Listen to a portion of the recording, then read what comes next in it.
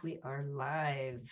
Having a little technical delay today, but welcome to Surviving to Thriving for Highly Sensing People, or Highly Sensitives. And as always, I'm really glad to be here with you. I'm Tammy Goen, your guide and sensory coach. And this program is really all about helping all of us that are highly sensing to go from feeling like we're just barely surviving and struggling, feeling overwhelmed in a world that's too big, too much, just too loud, just so much going on, and getting to a place where we can feel peaceful and feel really content in being highly sensing. So I'm so glad that you are here. And it's really is, my vision that all highly sensing women in particular will stop playing small and trying to hide, trying to change who they are from being sensitive, but to really embrace the trait and allow that to shine so that they can be a really strong and gentle force in the world. And I hear so often from clients in particular, they will ask, can you just make me not sensitive? Or I wish I just could be so not sensitive, be insensitive. And really the main focus is to allow ourselves to be very sensitive and see how that can actually help us moving forward, help the world, because it already is. So that is my goal here, is to help you embrace that and find ways to minimize that overwhelm and be able to just really embrace who you are. And today I'm really winging it because winter showed up all of a sudden, all at once. And I spent 3.5 hours this morning just before this moving snow. So I am not prepared like I would like to be, but I did have a chance to get a couple quotes. And if I had a little more time, I would actually also read this lovely Herman Hesse poem that I just found. They call it a quote, but I consider it a poem all about trees. So I'm going to read a little bit of that. But today was interesting, as I was out moving snow, and I was really fortunate that one, it was cold and dry, and that made it so much easier than it could have been. And it had cleared off, and it was a beautiful bluebird day, just gorgeous out there as I was doing my snow removal. And it was another opportunity for me to get close to the divine, whatever word you use for that, through nature in particular, in this case, and just feeling, even as I was on top of my pole barn, shoveling off that roof, I was like, oh, I'm even closer, up into the cosmos, and able to look down and see, my property, but all in my house and everything around, but also the greater neighborhood, and then just all of the trees, and just really have that moment of connecting and being not only in purpose as I was doing something that I needed to do, but just being in awe and being connected with something much bigger. I could have been, disgruntled and frustrated and, oh, I can't believe I have to move all the snow, and been focused on how difficult it was. And, my body's going to be feeling, it's already feeling it. It's going to be feeling it for a while now, but being able to relish the opportunity to live where I do and experience all of this, all of the intricacies of nature, and feel a part of something much, much bigger. I'm not just a person. I am an energetic being in this physical body. And my plan for today was really to talk about spirituality and what that means for the average highly sensing person, what that means for me, what that might mean for you, and to kind of look at that a little bit. So it was kind of a nice way to get started. So before I dive into that, I do want to read a couple of quotes, and then, as I said, start on that poem that is so moving for me. So the first one would be, we are not human beings having a spiritual experience. We are spiritual beings having a human experience. And that is, I've heard that from so many people at this particular spot. It was attributed to Pierre Teilhard de Chardin. I don't know if he's truly the first one to ever say it. Lots and lots of people will say this quote.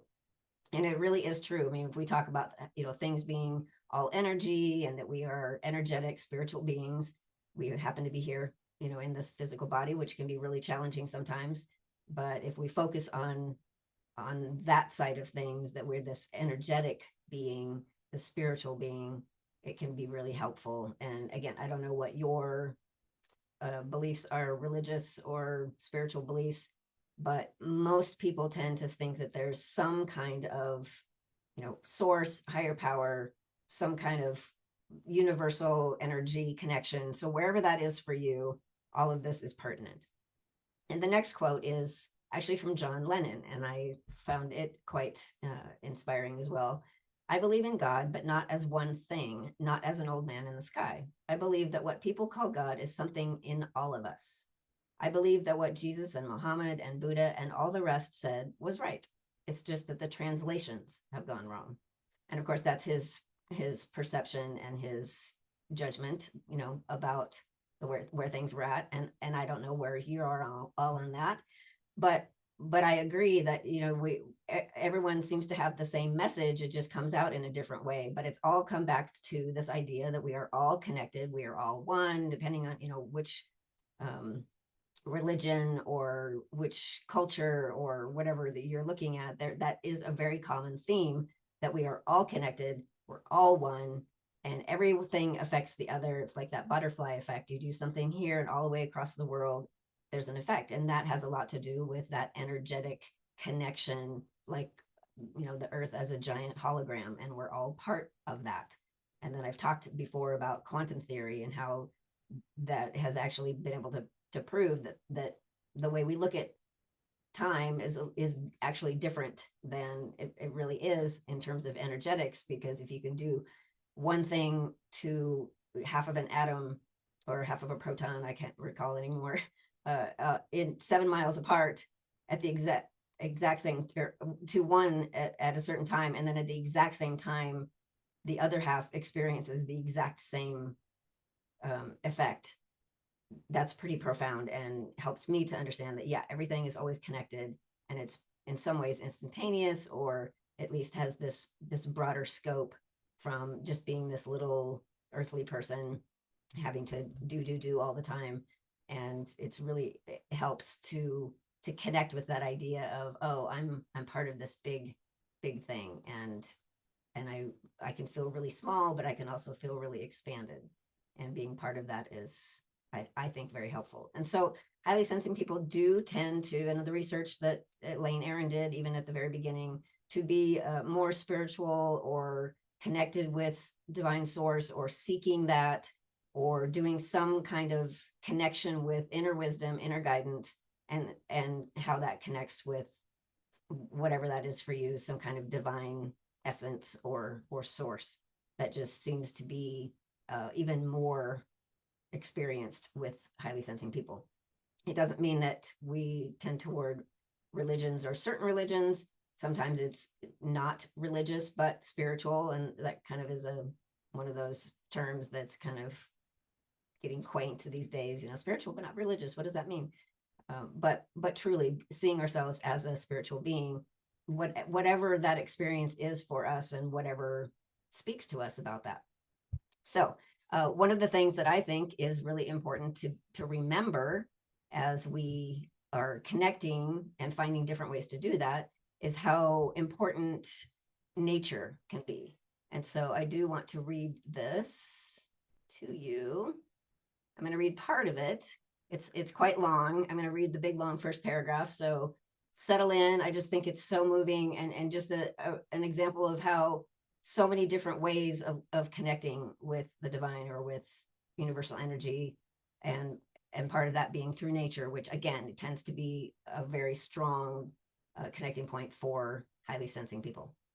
So this is from Hermann Hesse, and if you'd like to have information on like where to find this, I just found this on Goodreads actually, but certainly reach out, because the whole thing is amazing. But I'm just going to read this first long paragraph. For me, trees have always been the most penetrating preachers. I revere them when they live in tribes and families, in forests and groves. And even more, I revere them when they stand alone. They are like lonely persons, not like hermits who have stolen away out of some weakness, but like great solitary men, like Beethoven and Nietzsche. In their highest boughs, the world rustles, their roots rest in infinity, but they do not lose themselves there. They struggle with all of the force of their lives for one thing only, to fulfill themselves according to their own laws, to build up their own form, to represent themselves. Nothing is holier, nothing is more exemplary than a beautiful, strong tree. When a tree is cut down and reveals its naked death wound to the sun, one can read its whole history in the luminous inscribed disk of its trunk, in the rings of its years, its scars, all of its struggle, all of the suffering, all the sickness, all the happiness and prosperity stand truly written. The narrow years and the luxurious years, the attacks withstood, the storms endured, and every young farm boy knows that the hardest and noblest wood has the narrowest rings, that high on the mountains and in continuing danger, the most indestructible, the strongest, the ideal trees grow. And it goes on, trees are sanctuaries, et cetera, et cetera, et cetera. I think it's just really powerful. But again, I just wanted to have that as an opportunity to reinforce the connection that we have with nature and how every single thing that we experience in life can be a spiritual experience and can be a way of connecting with the divine, with source, again, whatever that is for you. Because it's really important for HSPs to have a lot of meaning in our lives.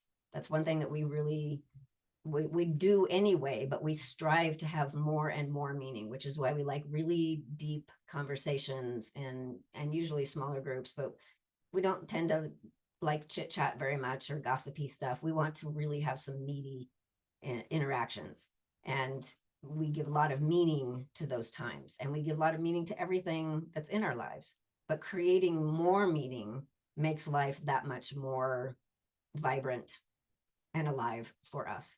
So anytime that we can find ways that will help us to connect, help us to really go deeper in recognizing how we are connected with the whole, how we are really connected with our own inner guidance. I've talked about, intuition in the past, and that's part of that, getting our being in our center and connecting with our guiding light and seeing that as connecting with that universal energy, whatever that force is.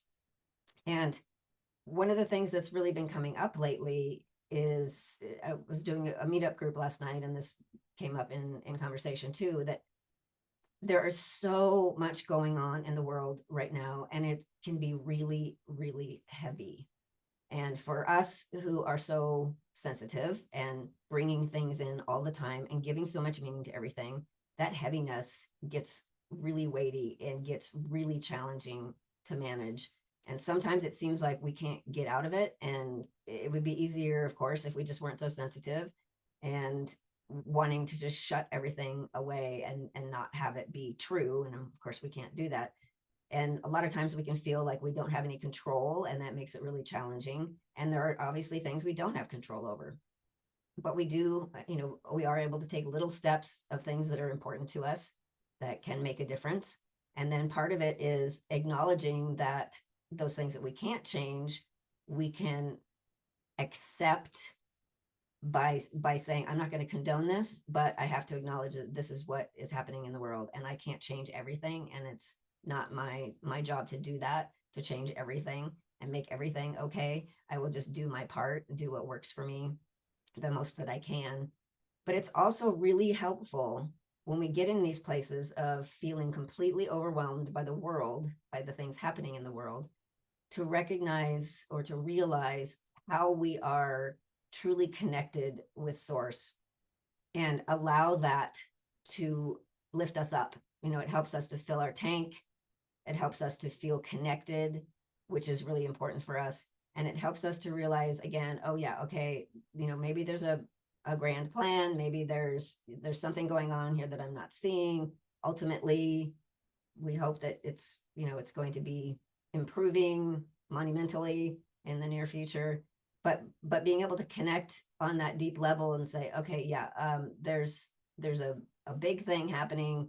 I am this one spiritual being in this one body, and what can I do to feel like I'm helping and contributing, but also to actually just really connect with that energy, and be able to have those moments when we can stop everything around us and just commune with the trees, can have that moment in meditation where we go deeper, when we feel that connection with divine source. When we have those times that we can remind ourselves, it's not just about all of the things that are happening that we see in the world. And of course, media is so not helpful in this way. And you've probably learned by now that watching the news is not a healthy thing for highly sensing people. It's good to be informed and find the source of the news that works the best for you, that doesn't just glorify everything, but minimizing that as much as possible, and not watching the news every night, because that can be just so negative and draining for us.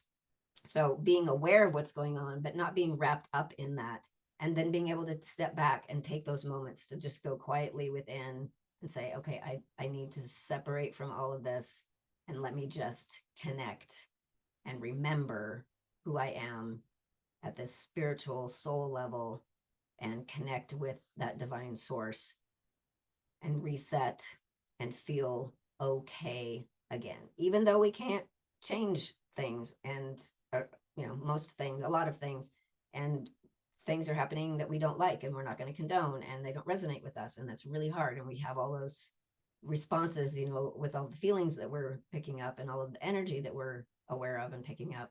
But we can have those moments to go in and connect and remind ourselves of our connection, and that really can be very, very helpful. So obviously, when we're feeling really overwhelmed and we're hearing all these different stories, it's easy to just get wrapped up in that, and not see a way out, and let it affect us, so that the whole day is just horrible and we just feel awful. But remembering that it's not forever, in terms of how we're responding, how we're being affected in the moment, and being able to take that time away and say, okay, I'm just going to quiet down. And deep breathing, yoga, walking in nature, that's all really, really helpful. Take that break. And then if we can actually do something like meditation, or guided imagery, whatever focus you want to have. I know a lot of people don't like meditating, but something where you can just be totally present in the moment. Close your eyes down if you can, or just soften your gaze and just put everything away and really come into center. And then you can feel yourself breathe more deeply, root yourself into the ground, feel really grounded in that earth energy, and then feel yourself connected with the cosmos, and then just be in that place of calm. And of course, there are other tools like, tapping and various things to calm yourself down. There's all those tools that you can have in your toolbox, but it's really, really important to spend that time to get really quiet and go within and have that connection. So I hope that will motivate you to maybe try a little bit of that. If you're just super, overwhelmed and frustrated with the world, and you just feel like you can't manage that, try some meditating, try some mindfulness time, where you're just putting everything to the side and just saying, I am in this moment now. What can I do to calm myself and feel better? I can connect with the earth. I can connect with the cosmos. I can remember who I am as a spiritual being in a physical body. And what does that look like? And remember that we are part of everything. And so every little thing that we do does make a difference, but we are not responsible for making all of that workable or in the way that we want. And I have talked about, of course, mindset and the way we think about something. So if we are very focused on that what's happening in the world is not okay, and it's never going to be okay, and there's nothing I can do about it, wow, that's really heavy. And some of that, to an extent, is true. But if that's all we're focused on, that's the way we live life. And so if we see those things and recognize, okay, what I'm going to do for me is to sit back and connect, and then find the little things that I want to do that will make a difference, and then be okay with what I can't control. And I don't mean okay like, oh, it's fine that that's happening, but okay that, I acknowledge that I can't do much about this right now, but I can send my energy out. I can connect with source and buoy myself up, so that I have more to offer for the world in whatever small way that might be.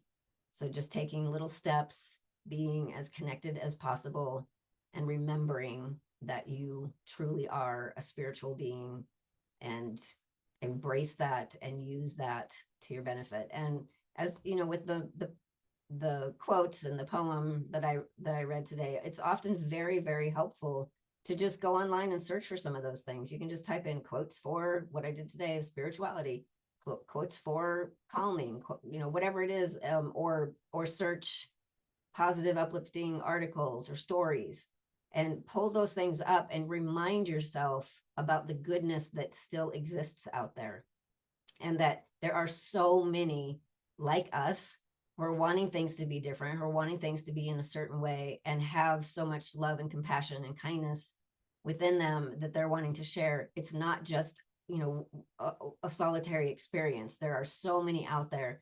And of course, one thing that can help is to seek out communities who are like-minded, even if they're not necessarily highly sensing focused.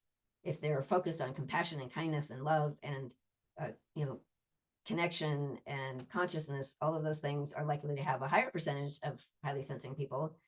But that focus of the compassion and the kindness and the love is a gentler experience, and that can really help us to buoy us up when we're really, struggling as well. So throw that in there. But so anyway, I just wanted to approach that and let you stew on that idea of, what does spirituality mean for you?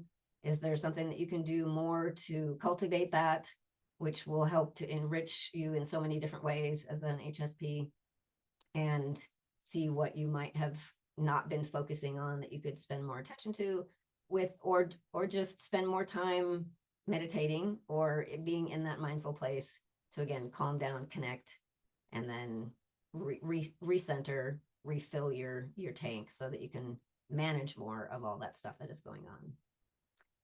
All right. Well, I hope that was helpful for you. And as always, I appreciate you being here and look forward to being with you again.